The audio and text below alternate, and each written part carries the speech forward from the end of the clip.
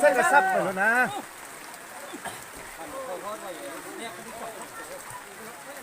มันยังเกาะนั่งอ่ะฟังหัวมันไปหุ่นน่ะโอ้บางมันหัวหุ่นเขาบอกเราไม่จัดได้ไหมขึ้นเอาเราไม่ย้ายไปใส่ที่ใส่โตเขาใส่ขึ้นมันนี่อยู่เนี่ยมัดข้อซับหนึ่ง